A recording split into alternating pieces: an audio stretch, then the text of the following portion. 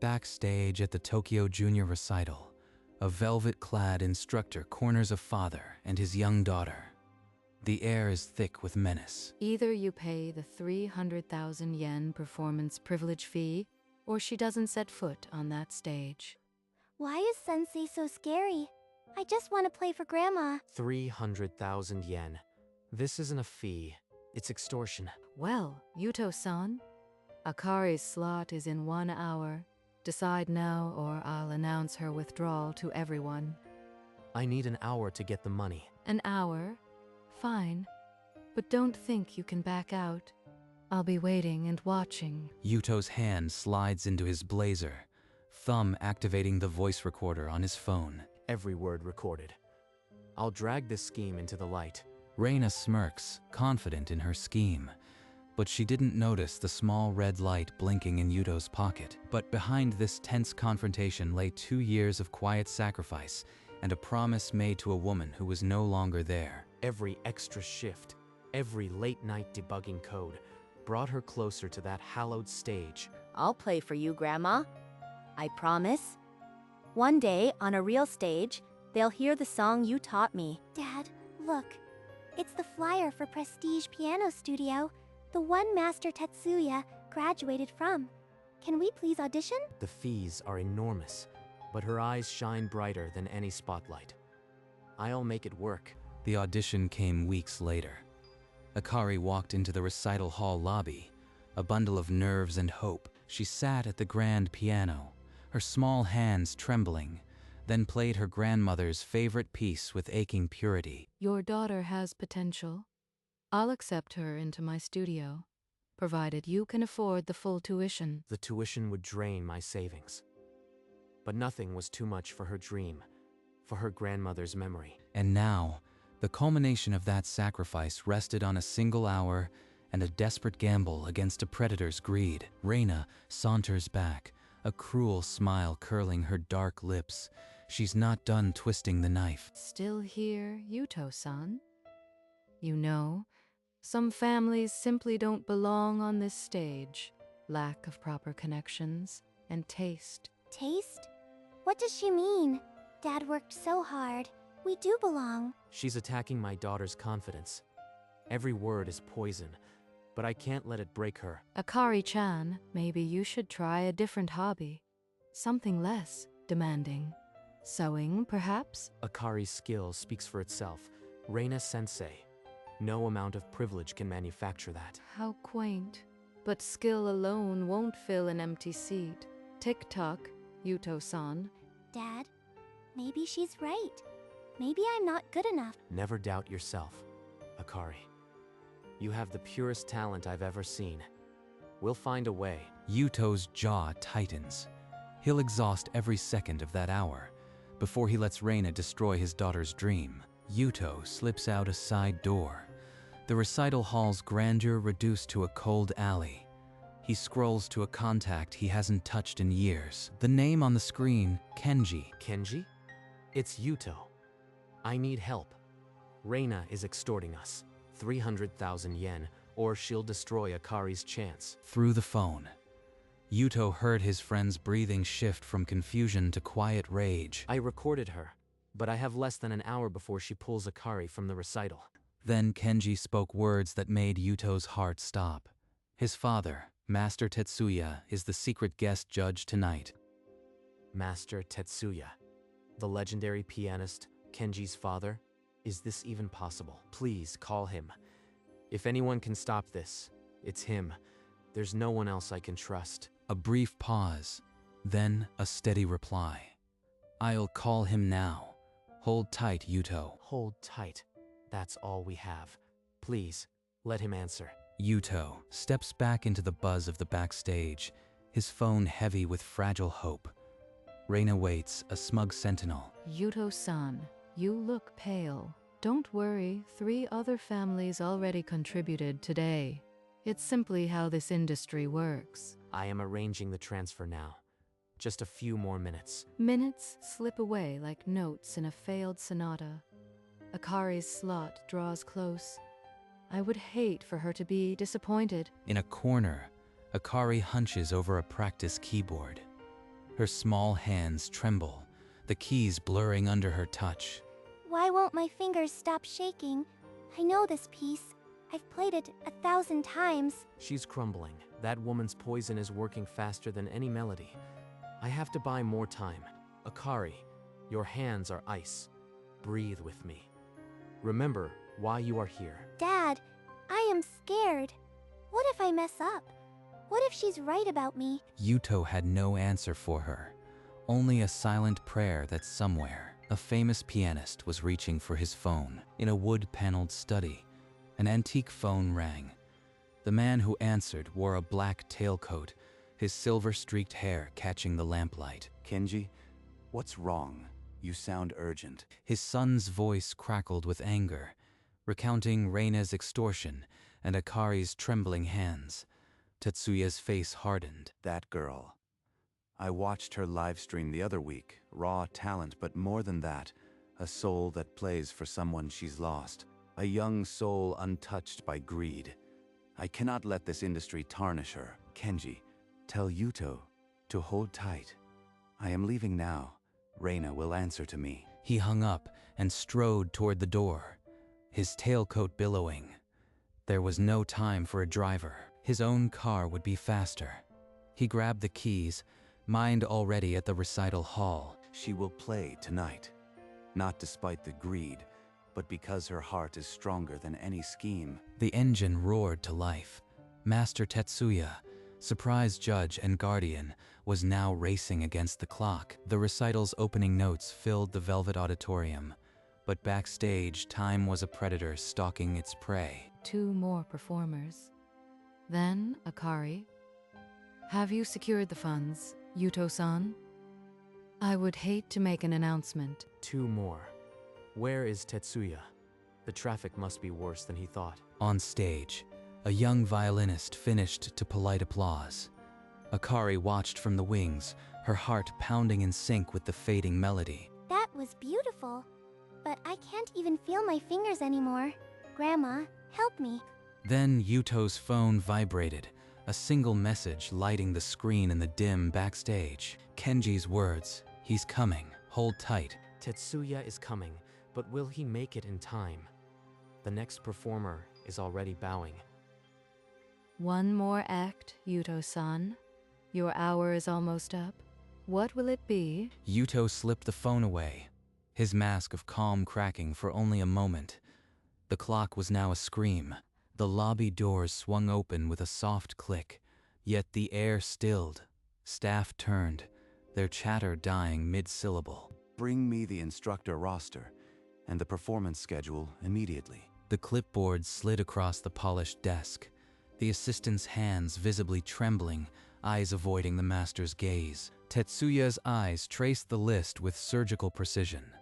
Reina's name bore 4 suspicious checkmarks beside it, each one a silent accusation. 4 marks. 4 families extorted. This isn't a single lapse. It's a calculated scheme. Where is her assigned student now? The assistant's trembling finger pointed toward the darkened backstage corridor, his voice barely a whisper. I see. Thank you. Without another word, Tetsuya strode toward the backstage, his tailcoat trailing like a judge's robe, each step a verdict delivered on greedy ambition. He pushed through the curtain, a quiet fury burning in his eyes. Reina had no idea what was about to walk through that door, but her world of privilege was moments from collapse. The curtain parted, and Master Tetsuya stepped into the backstage, his presence silencing the air. Reina's smirk evaporated, replaced by a ghostly pallor.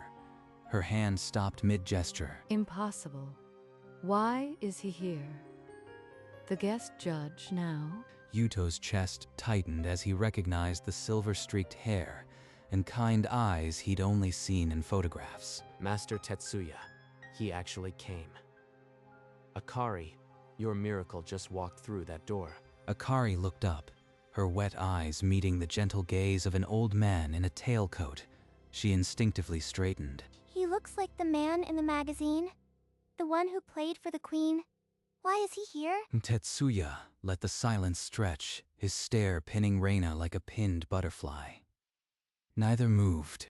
Room for one more, I trust. In that breathless silence, the weight of 1,000 wrongs hung suspended, waiting for the first note of justice. Tetsuya's stare pinned Reina to the spot, his voice cutting through the backstage hush like a master's chord. I've seen the roster, Reina.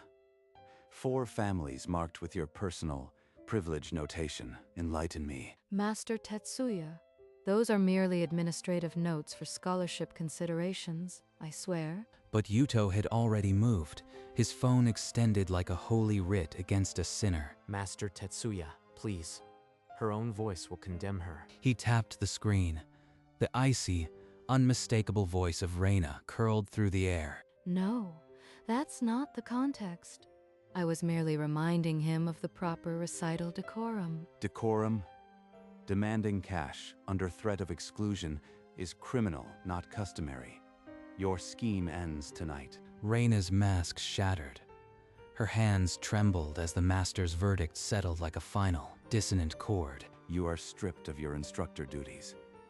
We will announce the formal ban shortly, but you will not darken this stage again. Tetsuya lifted his voice, resonant and final.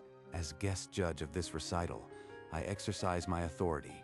Reina, you are permanently removed.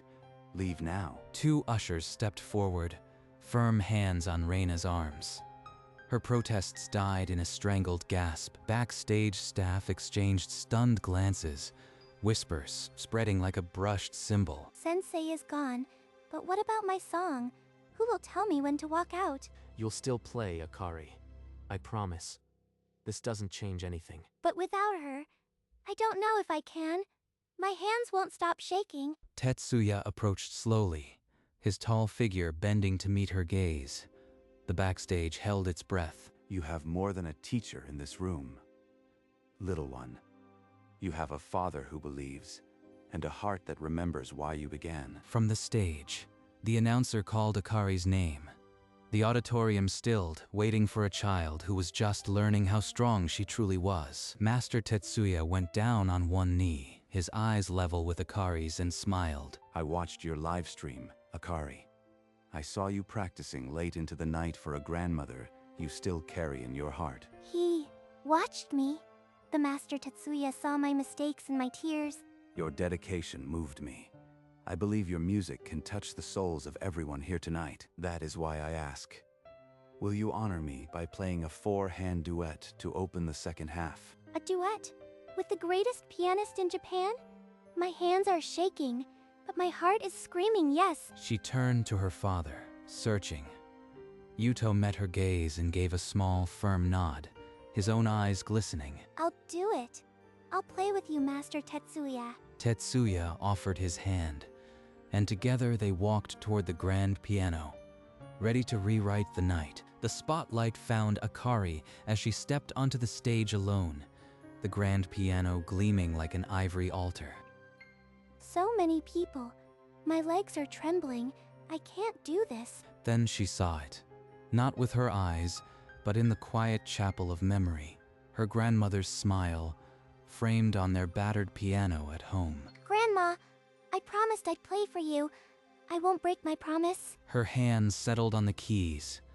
The first note sang into the hush, a fragile thread pulling every listener forward. Note after note, the melody poured from her soul, no tremor, no hesitation. The piece she practiced 1,000 times became a prayer. This is for you, Grandma. Every note is a flower for the garden where you rest. The final chord hung in the air like a shared breath, then dissolved into a silence so complete it hurt. Then the applause, a thunderclap of admiration that shook the rafters and blurred the footlights with happy tears. That's my daughter. She didn't just play. She honored every sacrifice, every silent prayer. Tetsuya returned to the microphone, his calm presence quieting the clapping sea. Thank you. Now, a special performance. Akari, will you join me for a 4-hand duet? She climbed back onto the bench, heart thumping but spirit soaring. Side by side, they positioned their hands. The hall hushed.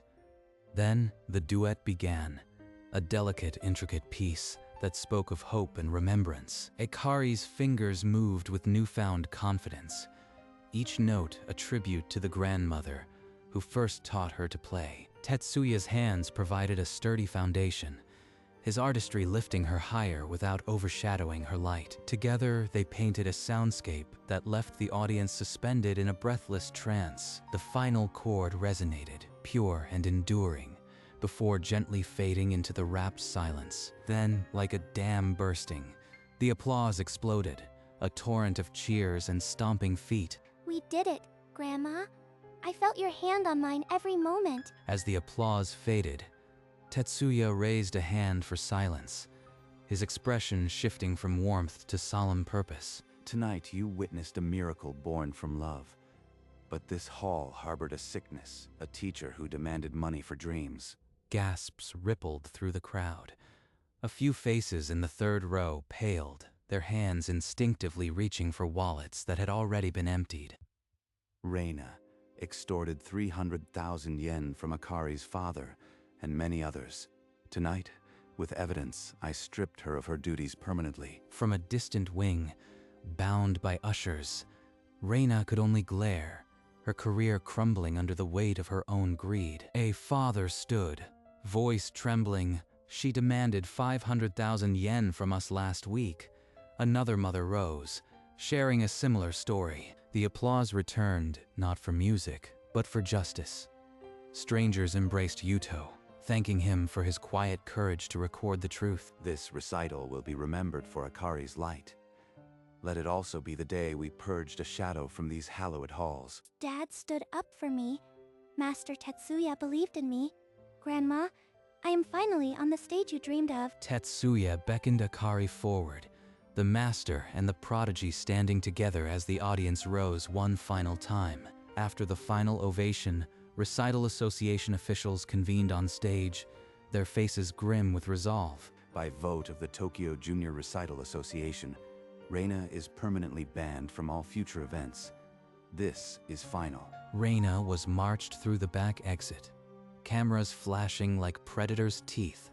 Her career ended in a single night. Other parents swarmed Yuto, tears mixing with gratitude.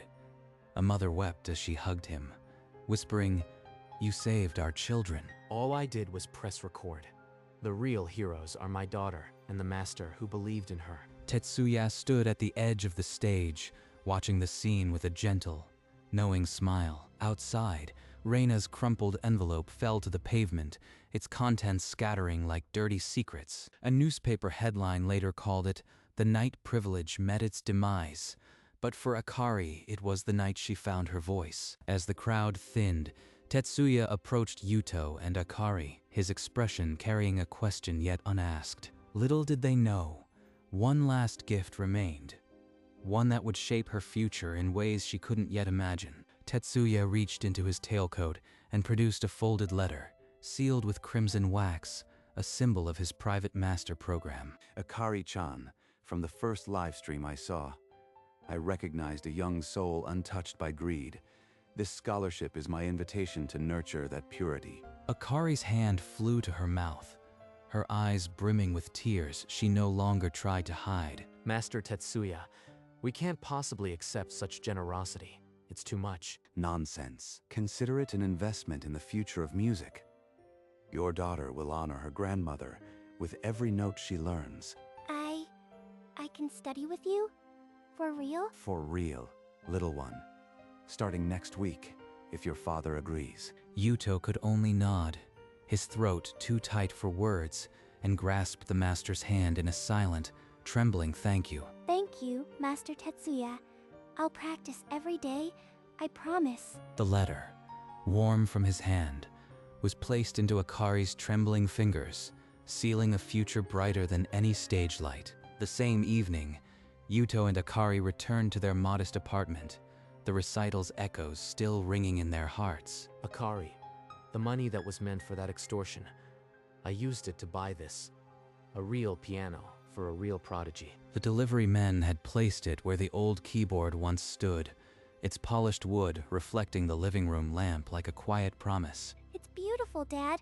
It smells like the recital hall, like a real stage. It is. And Grandma's photo sits right where she can hear every note you play. Grandma, I kept my promise, and now I have a teacher who believes in me. I'll keep playing for you every day. Yuto placed the scholarship letter beside the photo, the two symbols of love and justice side by side. Akari's fingers found the keys, and the melody of her grandmother's favorite song filled the small apartment, now richer and fuller. This is what we fought for. Not just a stage, but a future where her music can live every day. The night ended with a daughter playing for her grandmother, a father's quiet tears, and a piano that would never again know silence. The next Sunday morning, sunlight streamed through the window, illuminating the new piano like a sacred altar. Dad, I am going to play for Grandma now, like I do every Sunday. I know, sweetheart. She's been waiting all week. Akari's fingers found the keys, and the first notes of her grandmother's lullaby filled the room, gentle as a memory. I am not nervous anymore. This is home. You are home, Grandma. 2 years of overtime, one cruel demand, and a single phone call, all led to this perfect, quiet melody. The music swelled, a private duet between a girl and the grandmother who first placed her tiny hands on the keys. The photograph on the piano seemed to smile, its presence as real as the love woven into every chord. She would be so proud of you, Akari. We both are. The Sunday ritual was no longer a promise to a memory. It was a celebration of healing, held together by a father's love and a master's belief. A few weeks later, the morning sun found Akari already at the piano, her small back straight with newfound purpose. Dad, I've practiced the piece Master Tetsuya assigned 10 times already.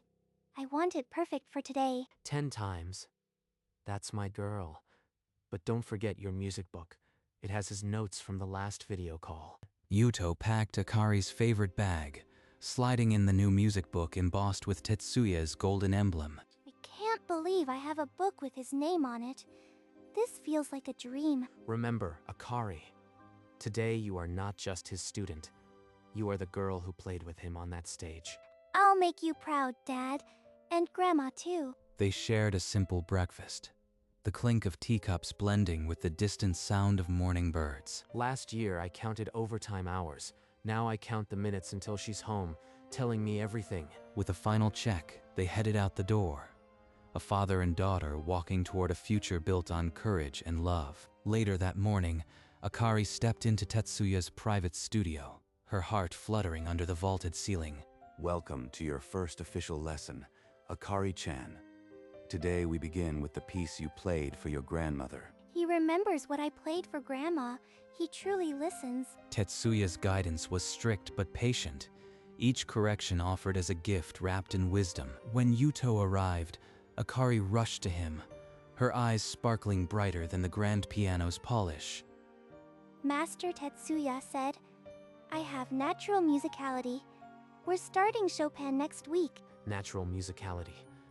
I always knew you were special, Akari. I am so proud of you. I am so proud of you. Tetsuya watched from the doorway, a knowing smile softening his face as father and daughter shared their joy. That evening, Akari practiced until the stars came out, her grandmother's photo a silent witness to every new note. And the Sundays continued, now with new songs and the unshakable knowledge that courage always finds its crescendo. On a quiet Sunday, the last of the day's sun painted the room gold, casting long shadows across the modest apartment. This is a new piece, Dad. Master Tetsuya said it was Grandma's favorite lullaby. Then play it with all the love she gave you. She'll hear every note. The framed photograph on the piano seemed to glow, a silent smile frozen in time. I've come so far from those trembling auditions. Thank you for never leaving me, Grandma. She began to play, and the melody wrapped around the room like a warm embrace. Each note was a conversation across the years, a daughter's love translated into music. Yuto closed his eyes, letting the notes wash over him, knowing that every sacrifice had been worth this single perfect moment. On the piano rested not just a photograph, but the seeds of a dream that had weathered greed and blossomed into something eternal. And so, every Sunday, the small apartment filled with a music that knew no price, only the purest gratitude for a love that could never be silenced.